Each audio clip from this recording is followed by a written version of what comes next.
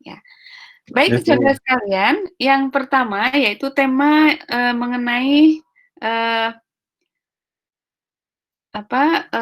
budaya, politik, dan kebijakan, ya.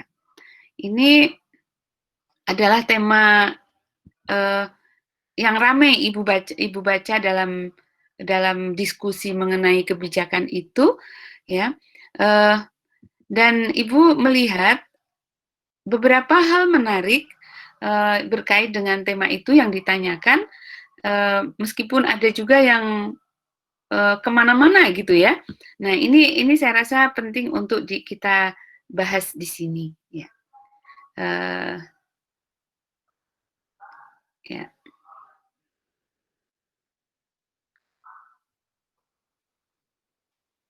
Baik, sudah kelihatankah? Sudah, Bu. Sudah, oke. Ya, ini adalah tema kita, yaitu budaya, politik, dan kebijakan haji umroh. Nah, tema ini Ibu tetapkan dengan basis sebagai mahasiswa manajemen haji umroh, Anda tidak mungkin bekerja tanpa memahami kebijakan-kebijakan yang berkait dengan proses haji umroh itu. Mengapa demikian? Karena pelaksanaan haji dan umroh itu berkait dengan lintas batas negara. Nah, oleh karena itu, negara kita memiliki kebijakan tertentu berkait dengan pemberangkatan eh, jamaah haji dan umroh itu. Apalagi dengan eh, kuantifikasi penduduk kita yang begitu besar, sehingga prosentase jamaah pun sangat besar. Nah, Anda tidak bisa membayangkan kalau orang dalam jumlah ratusan ribu, ya, itu kemudian berangkat sendiri-sendiri, katakan. Ini yang harus dipahami. Dan oleh karena itulah negara ikut berbicara dalam konteks itu untuk mengatur bagaimana pemberangkatan itu. Anda bisa membayangkan juga ketika pandemi ini berjalan, waktu itu bulan Maret ya, kita diumumkan bahwa kita mengalami pandemi dan kemudian masjid-masjid juga adzannya itu setelah adzan as-sholatu fi buyutikum begitu ya. Jadi anjuran untuk di rumah gitu kan. Kampus lockdown misalnya. Nah, itu juga berimbas pada pelaksanaan ibadah haji. Dan itu kalau tidak diatur, itu bisa tidak karu-karuan. Makanya ada kebijakan. Ya. Nah, oleh karena itulah pembicaraan mengenai kebijakan berkait haji umroh ini penting untuk Anda dalami. Nah, nanti bisa jadi skripsi tuh, kebijakan apa, kemudian dikaji dengan pendekatan apa, begitu kan. Nah, itu bisa inspiring. Jadi penelitian itu tidak harus bernuansa yang ngawu-ngawu gitu, nggak perlu. Yang penting ada fokusnya, ada tindakannya, ada waktunya, ada lokusnya. Itu penelitian. Nah, itulah gagasan kenapa tema budaya, politik, dan kebijakan haji umroh itu Ibu launch sebagai diskusi yang pertama, karena ini harus menjadi kesadaran bersama berkait dengan proses pengelolaan ibadah haji itu. Ya. Kalau kita bicara budaya, ini adalah konsep dasarnya bahwa kebudayaan adalah sistem ide, tingkah laku, hasil tingkah laku yang dimiliki oleh sekelompok manusia melalui proses belajar. Ya. Nah, budaya mengenai haji dan umroh berarti adalah sistem ide, tingkah laku, hasil tingkah laku berkait dengan haji dan umroh yang dimiliki oleh sekelompok manusia melalui proses belajar. Jadi, apa itu haji umroh? Sistem ide dari masyarakat itu apa? Nah, inilah budaya. Tingkah lakunya bagaimana yang berkait dengan haji umroh? Kemudian hasil tingkah lakunya seperti apa? Tapi dengan syarat ide atau tingkah laku itu dimiliki oleh sekelompok orang, bukan hanya dimiliki oleh orang per orang saja. Dan mereka tahu tentang hal itu melalui sebuah proses belajar. Nah, ini tentang budaya haji umroh. Nah, sekarang kita melihat kalau kita bicara kebijakan, maka berkait dengan politik. Nah, politik itu apa? Politik itu berkait dengan kepemimpinan dan kekuasaan. Nah, jadi ada aktivitas yang orientasinya adalah untuk menunjukkan bahwa ada pemimpinnya, ada kekuasaannya, maka politik berjalan. Nah, sementara kebijakan adalah alat untuk mengatur. Jadi sebuah politik pasti berimbas pada adanya policy atau kebijakan. Dan policy itu bisa berurutan untuk negara kita dari undang-undang sampai pada undang-undang, kemudian perda, kemudian ada peraturan pemerintah, keputusan presiden dan lain sebagainya misalnya. Nah, yang penting kebijakan ini adalah alat untuk mengatur orang dan sifatnya atas ke bawah, tidak bottom up. Sumbernya mungkin bisa bottom up, tapi ketetapannya bersifat top down. Dan ada reward and sanction. Kalau nggak ngikutin, maka dapat sanksi begitu.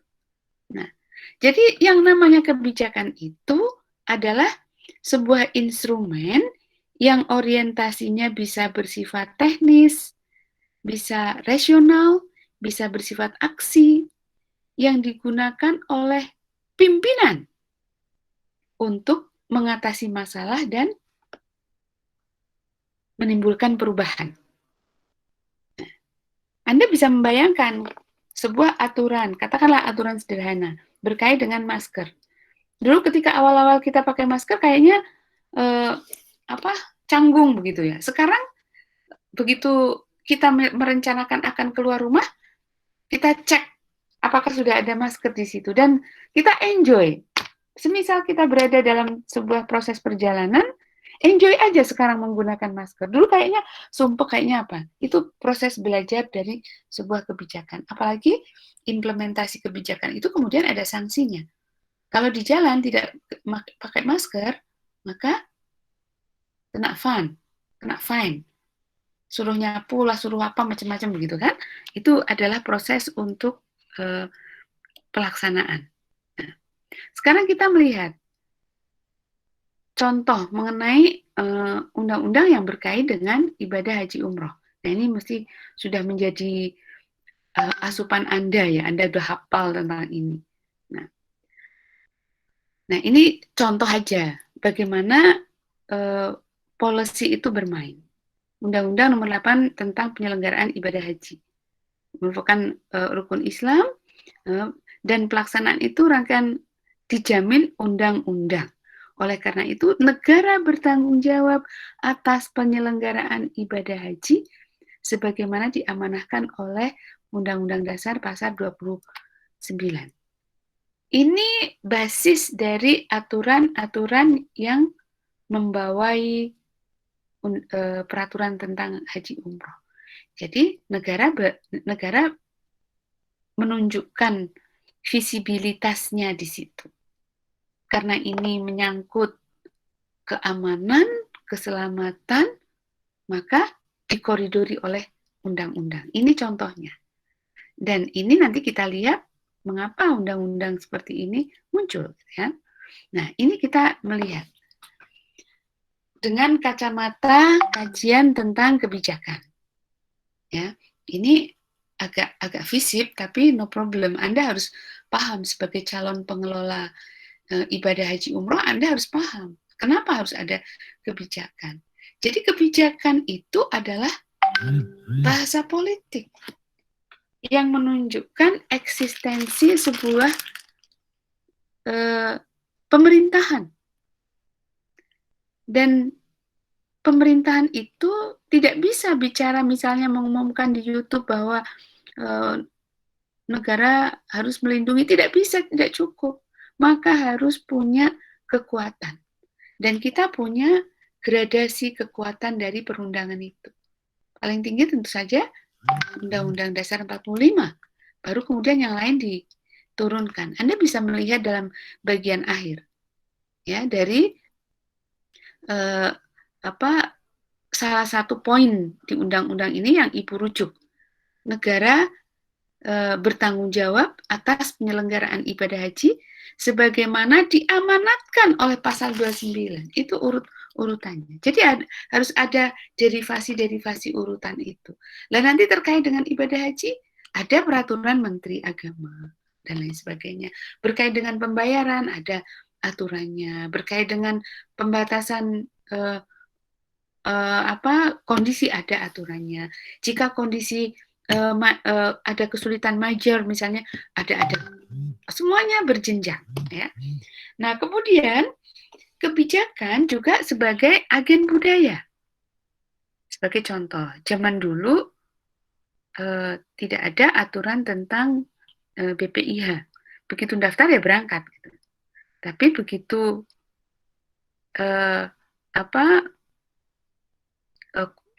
ada aturan mengenai kuota, maka harus diatur. Maka muncullah BPIH. Itu ada aturannya. Orang semula, udah diatur, tapi lama-lama orang paham. Bahkan sekarang pembicaraan orang adalah, kamu daftar kapan? Dapatnya kapan? Tahun kapan? Itu sudah menjadi pengetahuan umum. Itulah bagaimana kebijakan itu sebagai sebuah agen budaya. Jadi agen sebuah proses yang memungkinkan orang berubah secara konsep. Bisa dirasakan ya. Sekarang orang sudah begitu. Saya daftar tahun kemarin bulan Maret loh. Kok dapatnya tahun 32 katakanlah.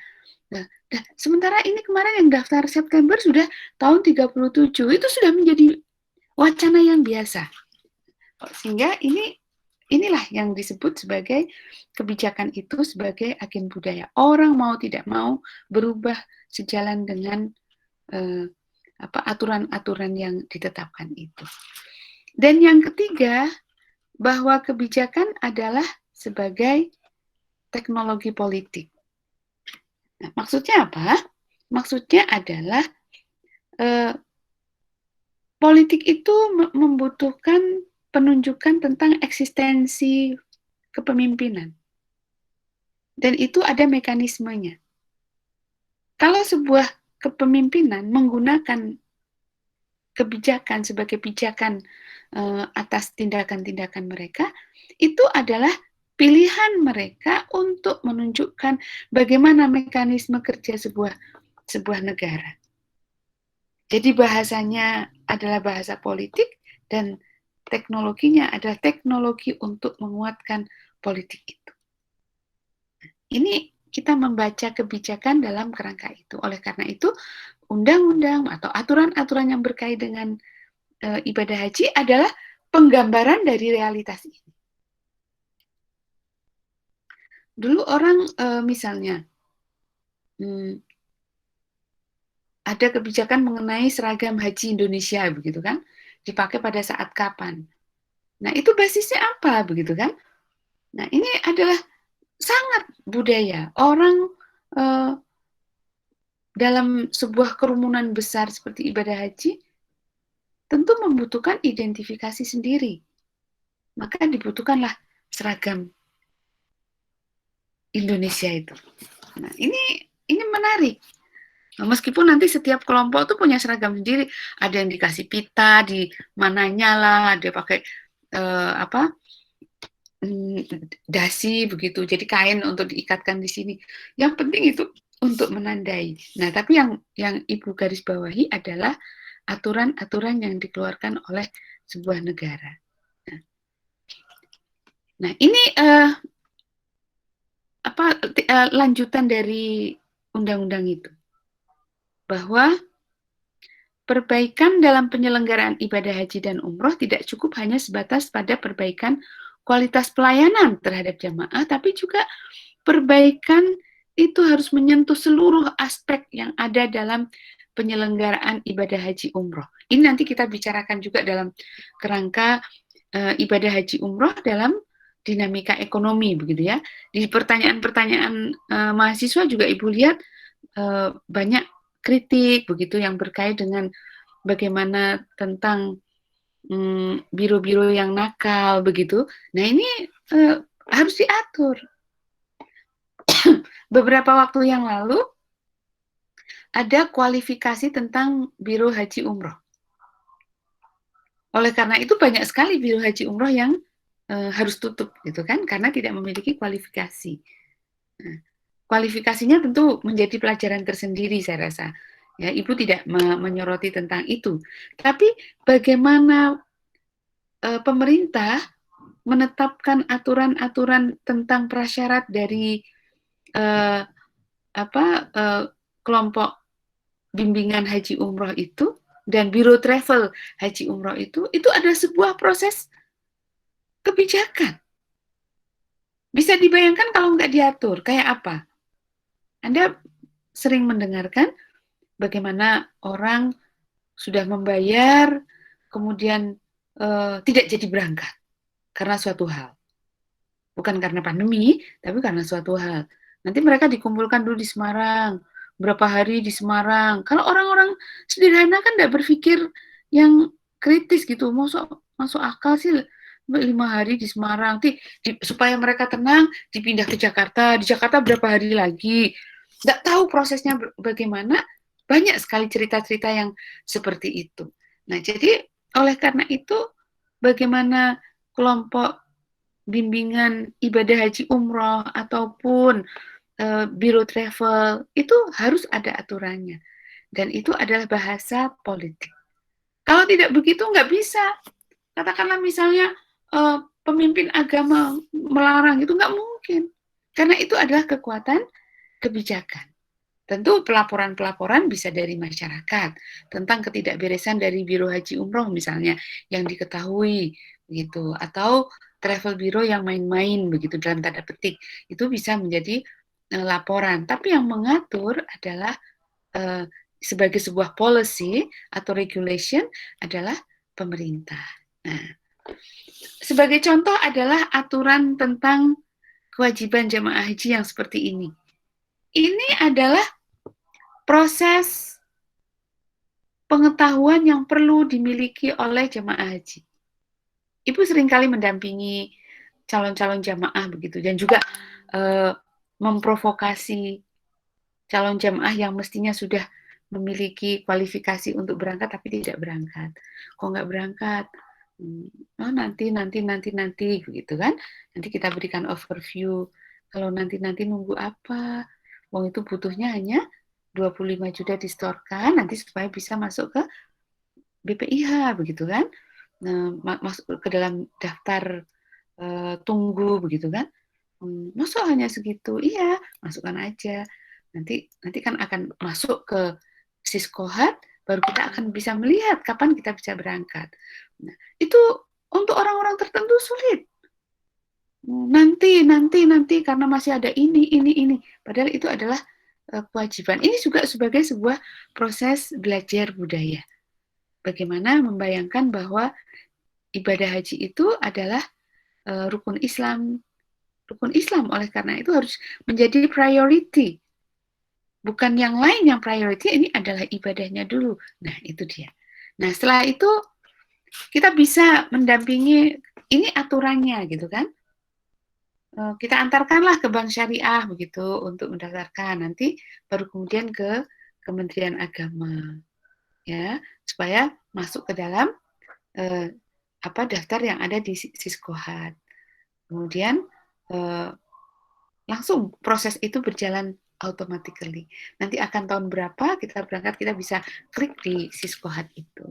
Nah, saya rasa ini penting untuk diketahui. Karena banyak orang yang tidak tahu. Gitu. Dan ini adalah aturan.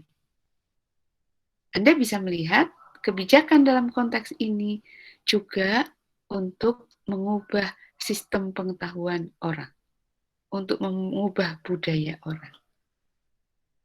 Anda tentu mempunyai kewajiban yang sendiri-sendiri ya dalam konteks sosial, dalam konteks masyarakat untuk mensupport ibadah ini.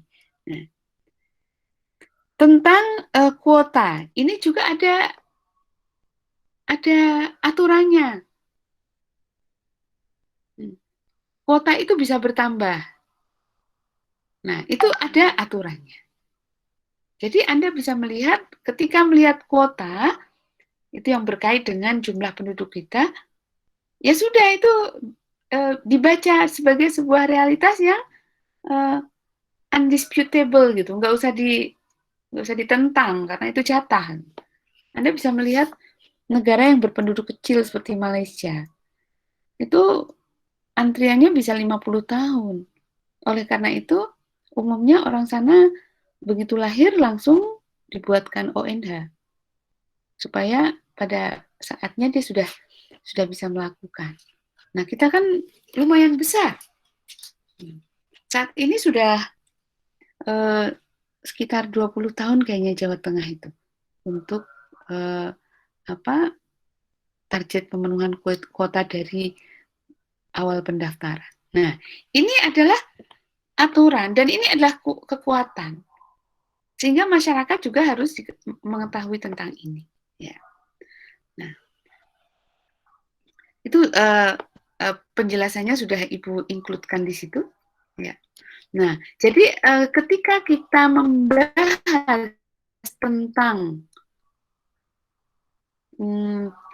aturan-aturan mengenai haji umroh, maka kita harus membaca realitas aturan itu sebagai sebuah bahasa politik, ya, sebagai sebuah upaya untuk mengubah budaya, gitu kan?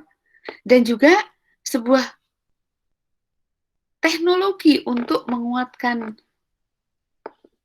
politik yang berlaku.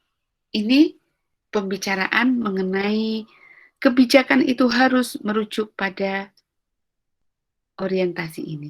Dan dalam makalah yang Anda tulis harus ada kebijakan apa yang menjadi kajian supaya ada fokusnya.